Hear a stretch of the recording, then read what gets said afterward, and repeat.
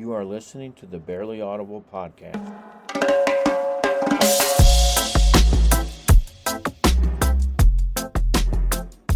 Welcome to episode 2 of the Barely Audible podcast.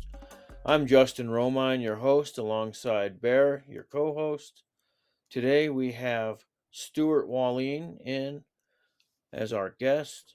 Welcome, Stu. Hey, thanks for having me. Good to be here. Good to see you guys. Welcome aboard, old boy. How are you? Very well. You? Oh, fine, thank you. It's finally nice to see you and have some interaction with you again. All right. Yeah, we'll talk about that a little bit too. How I introduced you guys and the project you worked on. But first, Stu, go ahead and just give us a little bit of a rundown about who you are, where you're located, and what you enjoy doing. I live in Illinois, about an hour and a half west of Chicago. I'm a writer, screenwriter, director, actor, producer, musician. By day, as a filmmaker, I haven't made one in about 8 years. But I do a lot of video work. But as far as a new narrative story, yeah, it's been about 8 years since I made my last film. But to pay the bills, which filmmaking doesn't seem to do, I mean, that's probably why the projects are fewer and farther between. But I'm a freelancer. I do a lot of video editing, and primarily I'm doing a lot. I kind of found a niche with creating book trailers for authors.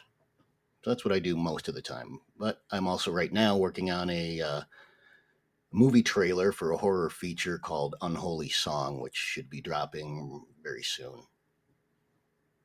Yeah, and you also are a ghostwriter. I find that pretty interesting. Yeah, I wrote 2 true crime books as a ghostwriter, and as a ghostwriter, I can't tell you what they are. And I just finished a horror novel, which is going to be released, I believe, in December. That's awesome. So, you and I go back quite a ways. I'd say about 15 years or so. Mm-hmm. We met in Illinois. I think the first time we actually met was when I had that meeting at the library. Is that right? Could be. Yeah. And then I encouraged you to take our acting class. And you came to that. And then we had a lot of fun doing that. And then from there, our mutual love of all things film, we got together and made a handful of movies together, working on each other's movies as actors or directors of photography. Um, so it's interesting that we've continued that relationship as well as become really good friends. Yeah. And I last year, well, actually, it would have been in July of last year, I wrote It Came Out of the Sky with you in mind for the lead role of Detective Jensen. And so logistics kind of was a pain because you're in Illinois and I'm in Albuquerque, but we found a way to fly you out here and put you up in a hotel, make you feel all special, and then we killed that movie. We slayed it. It turned out really well. Our production went very smoothly, and I can't say enough good things about your performance in it, as well as your producing skills. So, Well, thank you. yeah, thank you for being a part of it. Uh, Bear was trying to talk me into having him play the detective. I was like, and I remember telling him, I said, "Well, I wrote this one specifically for Stu, but if I couldn't, I couldn't make it work out to where I got him out here to be in it, then you definitely were next in line." But as as we can see each other on video, even though this is audio podcast. All three of us have scraggly beards, and we look very similar. Stu, what inspired you to explore the horror genre? Is there a particular incident when you were a child that just captivated and mesmerized you, and you thought this is the path I want to explore? Well, I was a young just a kid in the 80s, and that was kind of a golden age in horror. But I would say for sure what really started it was the movie Jaws, which to this day is my favorite film. Did you go to the theater to see the film, or did you watch it on It, VHS? I believe it. Well, I remember being with my family in our big Dodge van at a drive-in, and I think we were watching.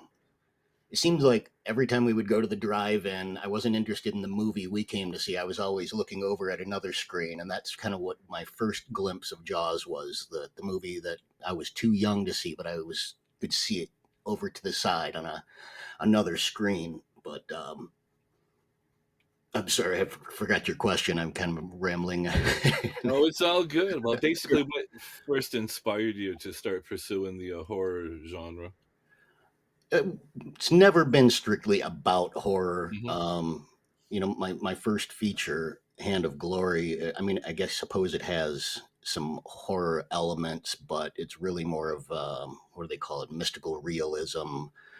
Um, to me, it was well when Justin and I first met. I had just left a career in print journalism. I was just totally burned out on that, and I decided, you know what, I want to because I went to college for film and television production, and I decided, I'm going to try my hand at acting. I'm getting out of the news business finally, and a guy looks like me. I didn't have a beard then, but had long hair, so it's not, it's they got to be looking for a specific type, and I basically wasn't even. Uh, Even before auditioning, I was, getting scripts, and they just were so poorly written. The roles were so poorly written that I decided, well, this is a problem if I want to be an actor here in the Chicago area, and I need to write my own material. And so that's when I wrote Hand of Glory. It was originally supposed to be a web series, and as we were producing it, um, it kind of took on its own life, and we decided about probably halfway through shooting, was it, Justin, that okay, now it's going to be a feature, we're not doing a web series anymore, because it was just so many wonderful but unplanned things were happening and adding a lot of meat onto the story. Yeah, we originally set out to release it in installments, and I think we even thought about shooting each installment first and releasing them one by one, and then kind of you know putting them together. Uh, but then, yeah, we had stuff like I remember specifically Darren's wedding ring. Mm-hmm. So we had to add a scene for that. We I noticed Darren was wearing a wedding ring, and he's not married or anything. And he's a single dude, and so Stu had to write a little backstory um, and showing him get rid of the ring. Yeah, it was a very skeleton crew, so we didn't have anybody really in charge of continuity and things like that. And so I'm glad Justin caught it so we could explain why this single man, is wearing a wedding ring. And So then he he, he could fend off all the potential suitors, right? yeah, or the people he's stalking. Right, exactly. Yeah, Hannah Glory was a lot of fun to make. I served as director of photography, and I was an actor with a weird accent. Um, I don't even know it was like Kind of a Russian and something. yeah, and and then there was a scene where uh, he gets hanged in the basement somewhere, and uh, Stu wrote in the script that he urinates himself, and I was going to do it for real, and You're a method actor. yeah, method. I wanted to do it for real, but we ended up shooting it at the basement of your work, wasn't it? Yeah, it was. Pawn shop. And so we didn't really want to clean up a mess in somebody else's building or whatever. So we rigged it with a bladder, some sort of bladder. We squeezed it. And it still looked cool when you peed, but it would have been even better if it was. Yeah. But If we had done it like where I lived or whatever, I could get in the shower right away or something. But Right. you didn't want your DP walking around smelling like piss. It's kind of like Koloskinski. He would go to any length, really, just to do the scene. Yeah. Justin, do you fancy yourself a bit like Koloskinski in any way? Only that I'm crazy. Yeah. Excellent. Well, that's a good start. Yeah. Cheers, everyone. He's too easy to get along with on set. Yeah. I got the audiobook for Werner Herzog's memoir, and I started listening to it, and his voice just puts me to sleep. And I usually listen to podcasts and audiobooks when I'm driving, and so I'm not sure if I'll be able to get through that or not in the car. Yeah, probably not a good idea if it puts you to sleep.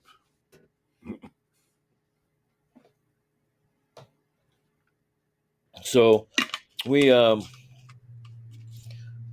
think before we made Hand of Glory, Stu was one of the vampires in my film Afraid of Sunrise, and It was kind of an emergency thing. Like I think Andy Shatner, the writer, had I think contacted me the night before and said, "Hey, we need a featured extra. We lost somebody. Can you come out?" And so it came out there. yeah, it turned out really well. Earned Stu's, you best director. yeah, yeah, I did. Yeah, that that day was kind of fun. We were shooting in somebody's house that we didn't know, and the house was a really cool setup. So we were able to use the location as like another character in the movie, sort of. And we've got Stu skulking around corners, rubbing his fingernails against the wall. Which I apologize because it did leave marks on the wall. That was my house. Don't remember. Um, but that was a flashback scene actually to when Andy's character Jonathan, uh, his parents were killed by vampires when he was a little boy, and he witnessed the whole thing, and that was kind of how he got into vampire hunting, and that movie turned out really well. I'm very happy with it. Um, yeah, that was we shot Afraid of Sunrise, if you remember, at the same time we were shooting What They Say. Hmm. Well, I was directing two movies at once, and that took a toll on me. I actually ended up in the mental hospital for a few days. Um, I was also starting a brand new job, directing TV newscasts at one of the TV stations. So that time for me was pretty turbulent, but I ended up with some good friends and people that we worked with on the movies. Um, and so I'm happy that Stu and I got together and continue working together. We also did those little vignettes we were doing for like an anthology. You remember those? Yep, yep.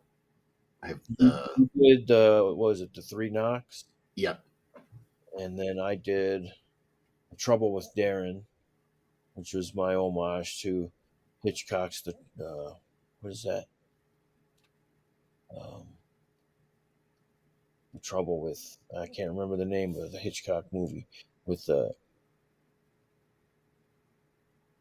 shit. She lives in Santa Fe. It's Shirley MacLaine's first movie. Uh, Oh, yeah, I can't remember the Hitchcock movie's name, but I changed it to The Trouble with Darren. It's The Trouble with something. But yeah, that was fun. And then my cousin Keith was doing a couple too. And then I wrote one that Stu and I can't find the script for. I can't remember the name of it, but it was loosely based on an H.P. Lovecraft story, Dagon, um, which is the movie of that. It turned out pretty well. But mine was about aliens living underwater in a pond. And Stu was going to play this alien, and I was going to put like gills on him and stuff. And, we never ended up making that, and we can't find the script. But the script was fun. I think we could probably still make it, but neither of us have the script. But um, So you've been also doing trailers for books. So you read a lot of stuff. Um, is a lot of it uh, is a lot of it, well written, or is, the stuff that you get, Well, to be honest, to keep my price point for making these book trailers, within a modest budget for authors, and many are probably self-published. I don't have the luxury of reading every book that I make a trailer for, because I it takes me a long time really to get through a book unless I'm really really into it. I'll tell you what, I had my first colonoscopy about a month ago, ooh, and during that, I did manage to tear, because during the prep, you're on the toilet quite a bit, and so I happened to read. I don't know if you guys are familiar. I know Justin is. There was a show in Canada called Corner Gas. Brent Butt he was a stand up comedian and kind of got his own TV show, and it was really funny. Well, he's now had about a year ago released his first novel called Huge, and I read that. Kind of knocked that out in just a few days, and it's sort of it's set in the '90s, and um, it's about a stand-up comedian who's having some money troubles. He's kind of towards the end of a lackluster career, but he needs the money. His daughter's going to college and tuition's due, so he agrees to go on this run across Canada with two comics he's never met before, and one of them's a real psycho. And so, having read that book, I thought, Brent Butt's never going to pay me to make a trailer, but I've read the book. I know it inside and out. I'm going to go ahead and put one together. And when he saw it, he had very kind words. It was nice. But because I had read it and knew it so well, I'm like, I've done that for one other author recently named Chad Miller. He has a book out called The Confession, which is kind of inspired by the Lizzie Borden murders. And I made, he had sent me, an ARC version, and I'm like, okay, well, if he's going to send me a free copy of his book, yeah, I'll read it and I'll leave a review. And again, in that situation, I had not been paid to do it, but since I had read the book and he was kind enough to, send it to me, I made him a trailer, and he was really, really like that too. But when I have a client coming to me as a freelancer, that's something I typically don't have the luxury. I kind of ask them for not just the blurb from the back of the book, but kind of a detailed synopsis where, don't worry, I won't give any spoilers in your trailer, but I kind of want to understand the arc and all the characters, and um, so I can properly tease your story. yeah. And to go back a minute to Corner Gas, it's weird. I had watched the show because it was always played after the Cubs games on WGN. They had a deal with WGN America, I believe. And so, either before or after a Cubs game, I would watch the show, and it's quite funny, Canadian humor.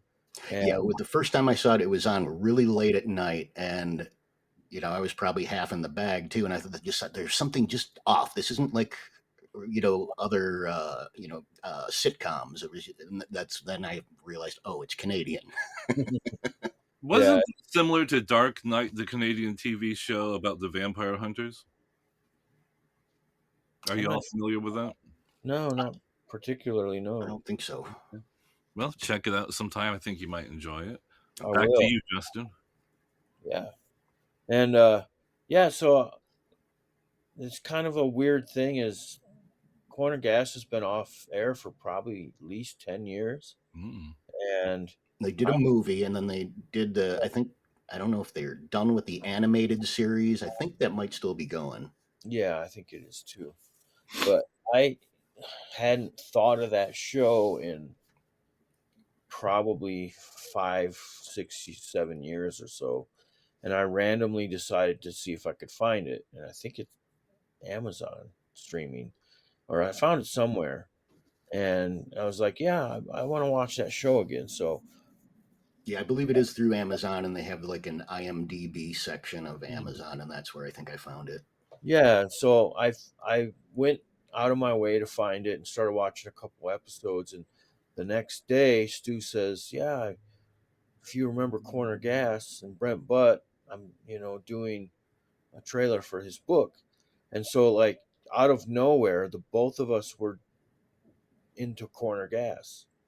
I find that really weird because I hadn't thought about that show in a long time, and then once I found it, Stuart tells me, "Yeah, I'm doing this thing for Brent Button." I'm like, that is so weird that some random show that we're both, involved in some fashion. That was pretty cool.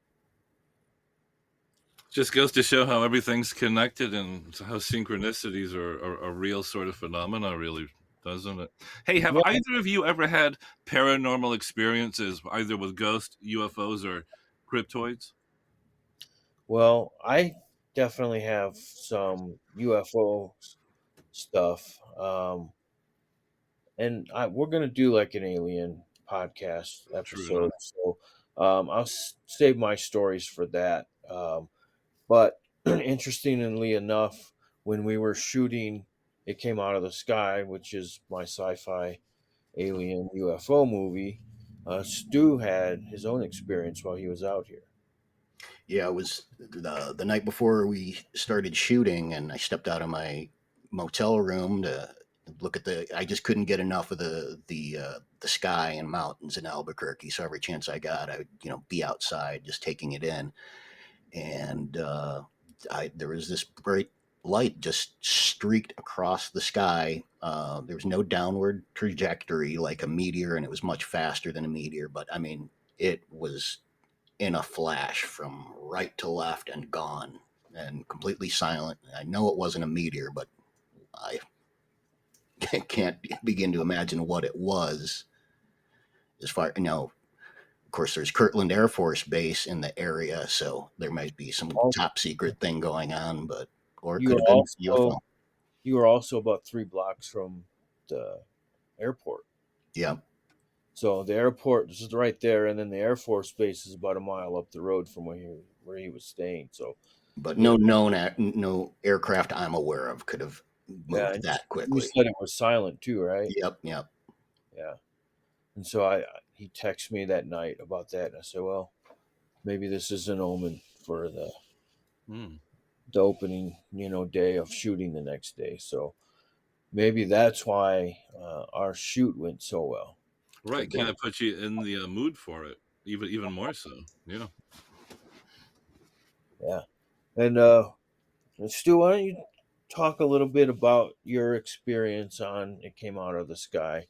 We're gonna do a whole podcast on the movie. I'm gonna get the cast and crew to all be on here, but why don't you tell us a little bit about how you got involved and what interests you and all that stuff. Well, we talked about a lot of the movies we were involved with together when you still lived here in the Chicagoland area, and then you moved to Albuquerque, and I thought, well, by then we'd become very good friends, and always worked for helped each other out with our respective movies, and then you were gone. I thought, well, that sucks. But we've always stayed in touch almost daily, really.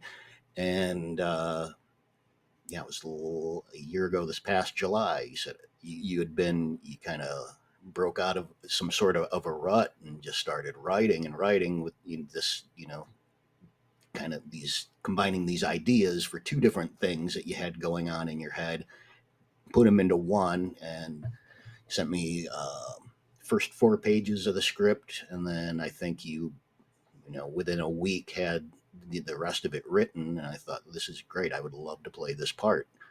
And then there was a matter of uh, me getting to Albuquerque and all that, and we had. You had the Indiegogo, which helped out quite a bit with offsetting those costs and being able to pay your actors and your crew, which is something in my early days in filmmaking. I did pay uh, just a pittance to some of my cast and crew on the first feature, but it's having been donated my labor for other people's films quite a bit, and then not having them there when I needed help with my film, that kind of got old. And now, so if you can't afford to find a way to pay your actors and crew, wait until you can. Don't ask people to do the stuff for free. And I think everybody really appreciated the fact that you took care of everybody.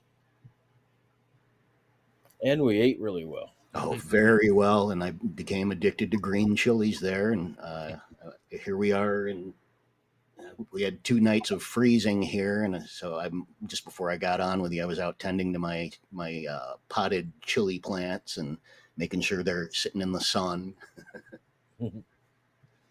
Yeah, we when you're making an independent movie, a lot of people are donating, their time. And, with donating their time, they're also donating their talent. And, I wasn't able to pay a lot. If we would have got some more money in the fundraising, I'd have been able to pay more. But everybody that worked on the movie got a paycheck except me and Steven, our director of photography. Because he He don't donated his salary back to the he picture, which wanted was yeah, really nice. he wanted to donate, yeah, his talent and stuff. And he was just moved by the script too. And he said, "Oh, I got to be involved in this." And he even, spent a lot of his own money to get the right gear he wanted to shoot all the different scenes. And Yep, he's an amazing DP. he is. And I was going into it with the plan of paying him. And then he said he'd donate his money, or his time. And then I said, well, let me buy him a couple things, he needs. He didn't really have a dolly set up, and he didn't really have jib. And I called for both of those in the script. And I was just going to buy them for him. And he went out and bought them on his own. And he also donated $500 to the campaign. So it's weird getting paid by your DP to make a movie. And so, Stephen, if you're listening, thank you very much. You were uh, very much appreciated. And It's a much better film for having Steven involved, for yeah, sure. and I talked to another DP, and he wanted a bunch of equipment rental, and then he wanted his own crew, which was about 4 or 5 people. And that those costs just adding up, and I was like, dude, I can't do that. This is a micro budget film, and we're shooting guerrilla style with no permits, and all that stuff. And so, um, you know, he works on professional sets. He's in the union and stuff. So I just had to, tell him I couldn't afford him. And then, I talked to Steven, and he told me all the gear he did have and the lights, and we were able to make that movie look and feel the way it does. And I'm very happy with the way it turned out. And by the way, a lot of the things that we're talking about, referencing, Afraid of Sunrise, Hand of Glory, there are clips of us in the behind the scenes of It Came Out of the Sky, which you can find in 4 parts, or there's once it was all the episodes were done, I put them together into a little featurette. So if you look up It Came Out of the Sky behind the scenes or something to that effect, you can see a lot of the things that we are talking about previously. Yeah. And if you can't find it, just contact me or Stu, and we'll send you a link if you are interested. There is a trailer for it as well. Um, One interesting note about It Came Out of the Sky, the behind the scenes featurette weighs in longer than the actual film, just by, about 20 or 30 seconds. But I find that interesting. It was fun to make. Just I kind of because we took a lot of pictures, and I had, and videos behind the scenes. There was a lot to work with. I mean, this is not just my stuff that I shot. Other, the actors and crew had posted stuff. I kind of thought this would be a great opportunity to put together this little memory for all of us, and to give people, what it's like to make it came out of the sky, which is, I can't wait for people to see it. I think it's showing this weekend, huh? Yes. So by the time this airs, it will have showed. It is showing the. I don't know exactly what day, but the festival is Friday, Saturday, and Sunday, I believe. It is the Festival of the Unseen in West Virginia, I West think. Virginia. Yeah, West Virginia. I was trying to think of the name of the town. It's a town I never heard of, and I briefly thought about flying out there for it, but it's hard to get off work on weekends. So, yeah, so it will be showing, and the people have been delightful. The people that are running it, they downloaded the version I had on Film Freeway, which was 720 um, resolution or whatever. And then I told them, I said, I have two bigger files. I have a 1080, and then I have like a huge master file for like the bigger festivals. And so they said, yeah, could you get me 1080 version? And so I uploaded that to Dropbox, got that to them, and then they asked for a trailer so they could promote it on their social media. So they've been really cool to work with. Hopefully, we'll hear back from them in a win in some category or another. Um, I will say that the post production and stuff, as far as like submitting to film festivals, is just a pain in the butt, and it's also very expensive for these like independent film festivals. They're charging $60 a pop, and then they're even tacking on like specific categories you can be, you know, thought of for an award. So not only was, best short or best science fiction movie you pay for, then there's like an actor category, director category, Hmm. photography category, and it's like they're all, and they're not as expensive as, the festival submission, but these like tack-ons are like another $20-$30, and I'm like, I can't spend $100 on a submission. So it just seems to be like a racket, a little Yeah, bit. it definitely can be. Yeah, and and you're paying this money, and then if you don't get accepted, you're out of the money you paid. So it's not been a very fun experience for me so far. Um, Stu, you went through that with Hannah Glory. What kind of? It was completely different back then. You didn't have Film Freeway and all that stuff. Did No, you? I think we did. Oh, did you? Yeah. Good. How was your experience with that with the movie?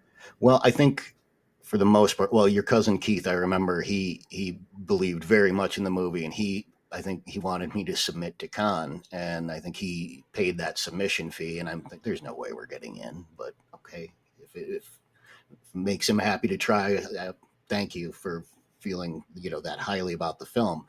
But I think my focus was always on the smaller genre festivals, a place where you actually had if you go in some big city festival, or well established festival, you're probably just throwing your money away. But you try to find something that kind of fits your style of film, your subject matter, and I would purposely look for smaller festivals, maybe festivals in their first couple years of operating, and I think that approach, yeah, while it would have been nice to have best director from as an Academy Award, it was, I'll take it from the independent horror festival in Chicago, or that, but I think that's the main thing is, I think you want to get recognition, you want to win some awards, and I think that's why I stayed away from the bigger festivals and just tried to shoot for something that felt like a festivals that felt like a real fit for my film. And that's what we're doing with It Came Out of the Sky too. The genre festivals are where it's at. So we're, you know, when I first started submitting, I was kind of submitting to, these renowned festivals and stuff like that. And, um, I want to get it in front of people who want to see that kind of movie. And so with that, I've also written part 2 and 3 of the film, and I hope to shoot that sometime next year. And I'm hoping with the festival run, we'll pick up a producer or two that might be interested in giving us some money or even some direction and stuff like that. And so, um, yeah, so that's kind of been our experience with, you know, film festival circuit. So hopefully, I'm waiting to hear back from a handful of them that will be announcing whether we're accepted or not pretty soon. And And we you've all done brilliant work too. That's the thing. I've seen a lot of these projects you were talking about, and man, I'm blown away by it. A lot of it's just cutting edge, and a lot of it's leading edge, and it's avant garde in some cases, and it's really riveting. And a lot of these projects should have been picked up years ago too. I mean, you all shouldn't have to be scraping around for money. You're both great artists, and It Came Out of the Sky is going to have the same impact on society, I believe, as Close Encounters of the Third Kind has had over the past 40, 50 years. I mean, it just blew me away. I mean, and I've had close encounters of the third and fourth kind. And Justin, the way It Came Out of the Sky is just so lovingly put together, and how the cast and crew have, donated their own time and their own money and so on and so forth.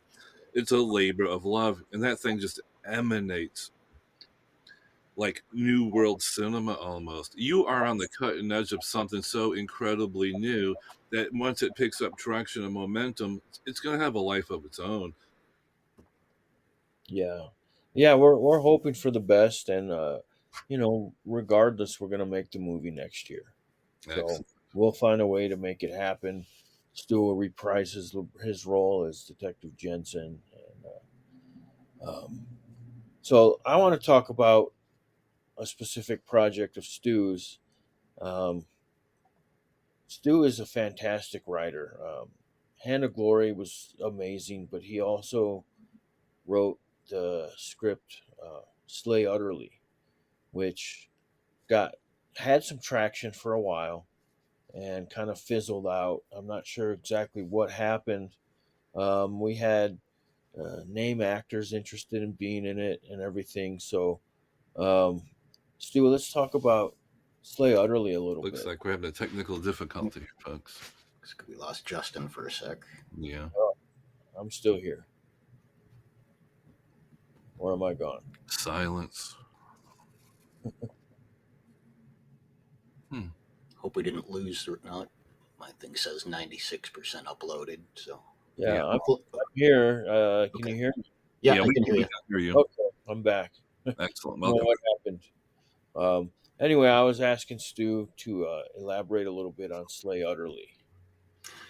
Yeah, so by the end of the Hand of Glory's festival run, we'd racked up quite a few awards, and that kind of helped me, gave me a little clout when approaching actors. Now I'm not going for A-listers. Well, there was at one time I think I was trying to get John Hawkes, who's a character actor, excellent actor, and because he's actually kind of a family friend, and but he's obviously was involved with a lot of other projects. He had just come off the success of Winter's Bone, in which he gave this tremendous performance. And while he appreciated the offer, he had to decline. But I think it was at your suggestion, Justin, that I thought Bill Oberst Jr. Let's reach out to him.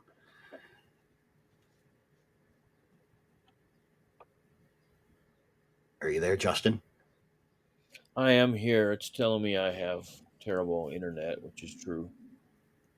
I'm right next to the damn box. We keep this more technical difficulties here, ladies and gentlemen. Please Yeah, stand. gotta love that when we're working with 3 different internets. 3 different locations as well. Yeah. Go ahead, Stu. So I approached, and he was very approachable on social media. Bill Oberst Jr. sent him the script. Uh, he, maybe he was just being kind, but he had very kind things to say about the script. And yeah, he would love to play the role. And from there, I had talked with Bill's manager a little bit, and of course he say, "Hey, what about? Do you have a role? How about for Lynn Lowry?" I'm like, "I'll put Lynn Lowry in the film, sure, definitely." And and then it occurred to me, I'd been following Zach Galligan of Gremlins fame for some time on social media, and I thought, he would be really good for the role of this FBI agent. And just on a whim, I messaged him and say, "Hey, can I send you a script?" And he said, "Sure." And he read it. He loved it too. And so very quickly, I had this Zach Galligan, Lynn Lowry, Bill Oberst Jr. signed on to do it. Well, but as it's written, I mean, there's a lot of locations. This and wind turbines. Just there was a lot involved. Police cars, FBI. There's too many locations. It was basically going to cost hundreds of thousands of dollars. If my actors are going to get paid their rate, and this pull it off. And Matt Chasson, Bill's manager, I don't know if he still is. He did a little work. We got on some teleconferences with potential, uh, financiers, and it just never happened. And it's funny because the IMDb, it's still up there, Slay Utterly, as being in pre-production. And it's funny because about a year ago, I ran into Lynn Lowry at a convention, and she asked me about it, and I said, "Well, I haven't completely taken it off the stovetop, but it would just we just need the right financing to do it." So that's Slay Utterly is just kind of hanging out there. It's kind of a modern retelling of the Villisca axe murders, and I would love to see it on the screen. I think it's a great story, a great script, and these wonderful cast members who signed on to do it. I just wish there was a way we could make it happen. Yeah, I do too. If anybody listening is interested in one of the best scripts I've ever read, you should definitely contact us. Yeah, I tried my best to help get it off the ground. Yeah, and I introduced you and Bill. Um, Bill and I had become friends a few years prior, just because I was a fan of his work. And I reached out to him to just basically tell him, "Hey, I'm a filmmaker and I absolutely love your work."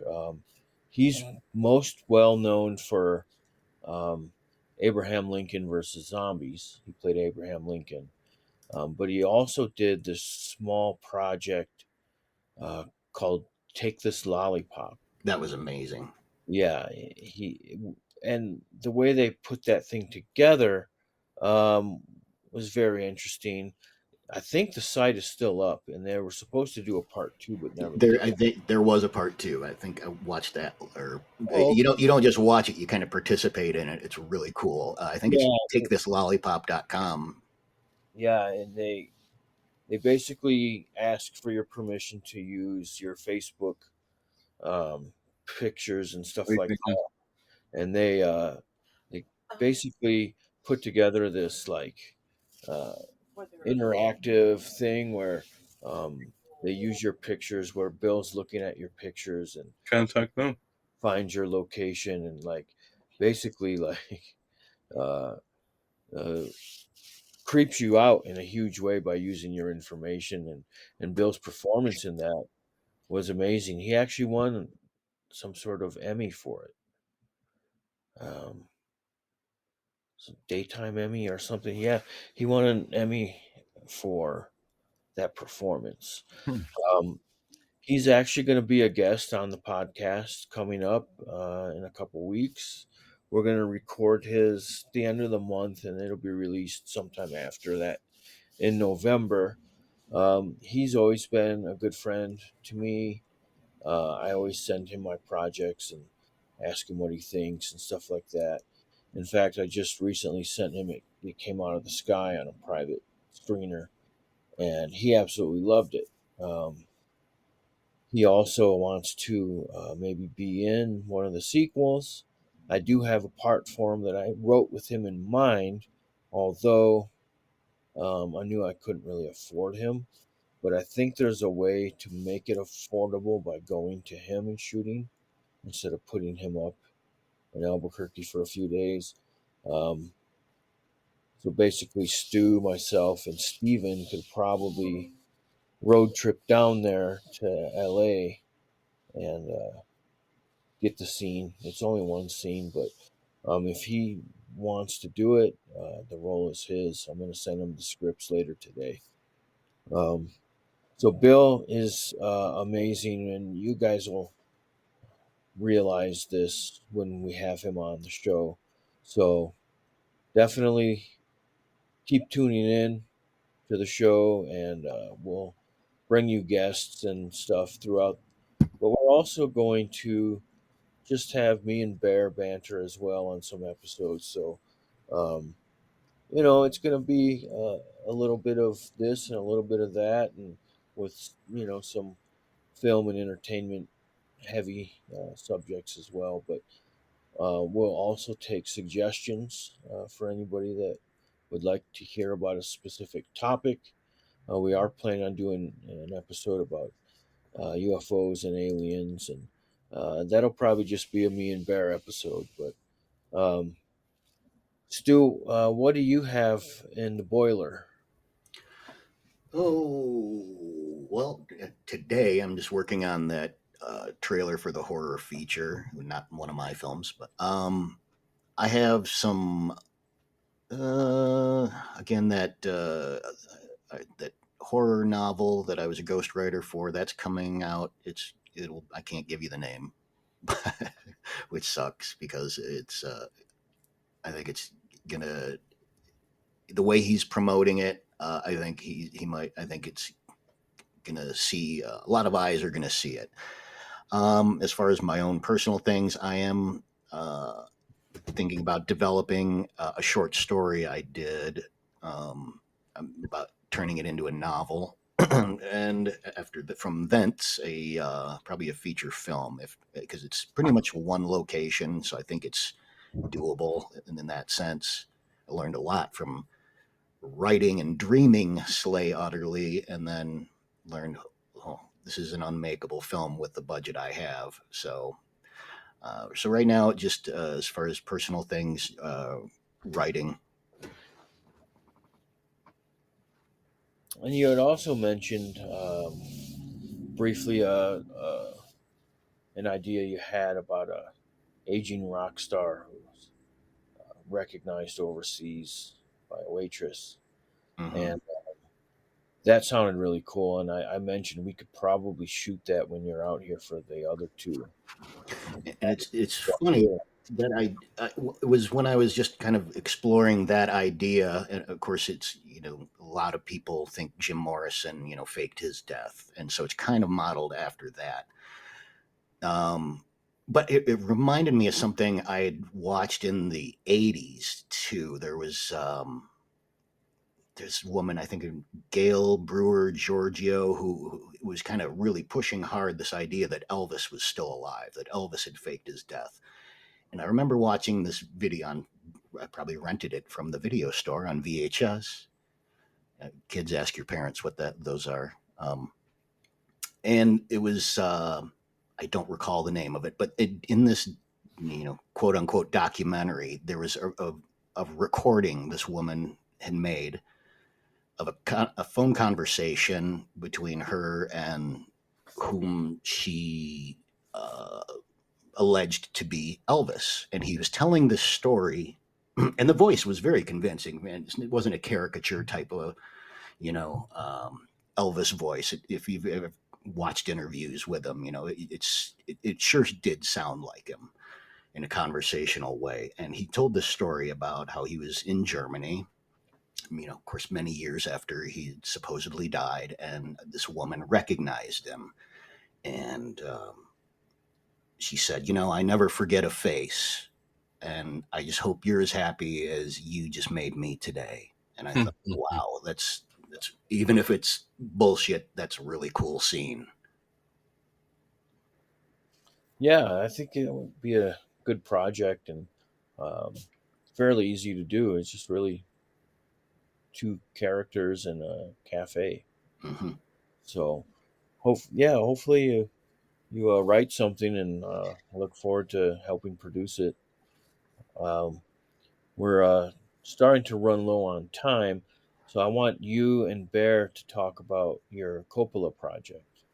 Well, before we do that, I'd like to say I'm releasing Whispers of the Harvest Moon this week, the new macabre novel I've been working on for over a year. And I'd like to invite both of you, when I decide to make it into a film, to be part of the project. I'd be honored to have both of you on board. Oh, I can't wait to read it. Yeah, And I'm going to serialize it on my website, bearsimages.com. And I have some information on my Facebook page about it as well. It's That's basically Bears with a Z, right? correct. Yeah. BEARZIMAGES.com. Yes, the bear can spell. It's a love story about two scarecrows that happen to fall in love one autumnal night, and the adventures and misadventures and the misconceptions and preconceptions that the villagers have about, well, two sort of etherical beings falling in love, and they actually have a child. And you can imagine how things may or may not unfold from there.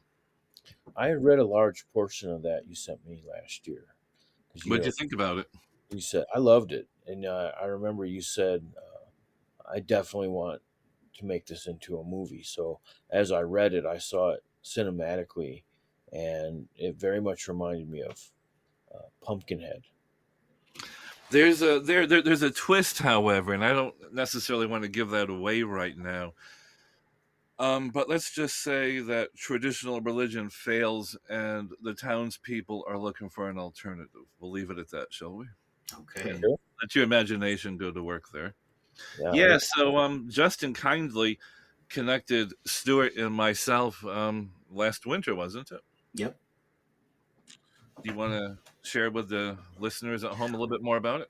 Well, Justin had mentioned that had this opportunity through his friend Christopher Coppola. He was asked to be paired with a poet, and for a what was going to be a kind of a Christopher's birthday gift to his uncle Francis, kind of a bunch of 1 minute kind of poetic kind of images set to poetry, each pair of filmmaker and poet making a 1 minute presentation. I thought that is cool because Francis Coppola has always been one of my all time favorite directors, one of the guys that made me want to be a director.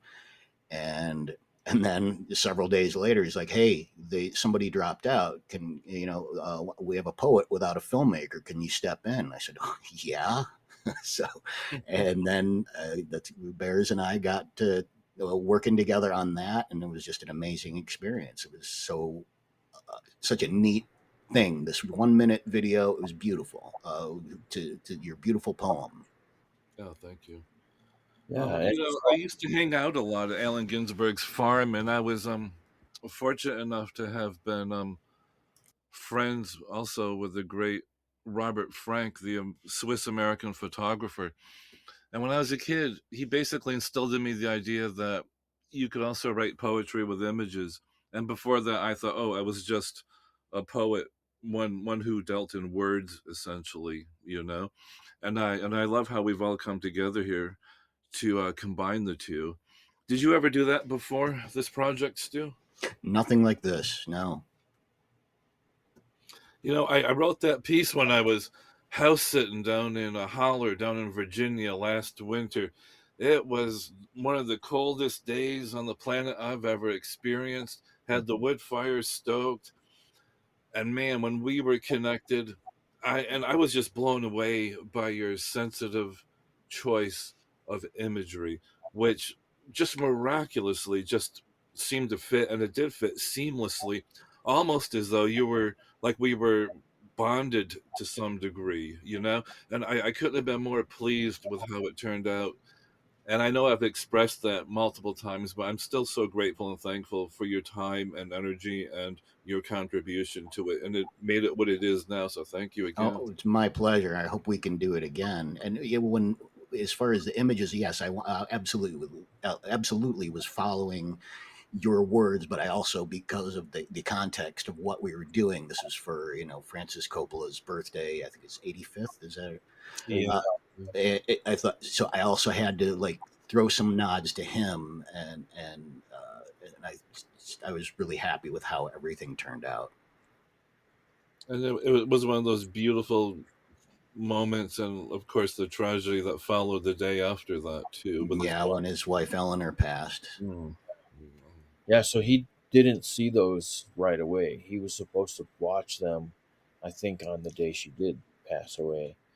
But he eventually did watch them, and I find that wild that Francis Ford Coppola, Oscar-winning director, saw something that you know the four of us made, including Bill Nevins, who wrote the poem for uh, our video. Um, Mine and Stu and Bears are online. You could find them. Mine is called Silence of the Messengers, something like that. It's on my YouTube page. And how can they find yours? I think I only have it up. Only Christopher Coppola on Vimeo has the entire presentation He does, yeah. of all the films. I'm trying to. And I've got a link on my website too. If the listeners want to go to bearsimages.com, scroll down from the entries, and it should be the second one from the bottom. Okay, great. Okay, yeah. And if you find Christopher Coppola on Vimeo, I believe it's called Poet to Poet Voice. Oh yeah, Poet to Poet is the name of the video, and has that's where it have it's about 53 minutes of all these 1 minute images set to poetry. Yeah, they're very interesting. When I Hey first, guys, before we go, what's everyone's favorite strain of cannabis? I Uh, don't smoke I'm cannabis, but I really was into like Blue Dream.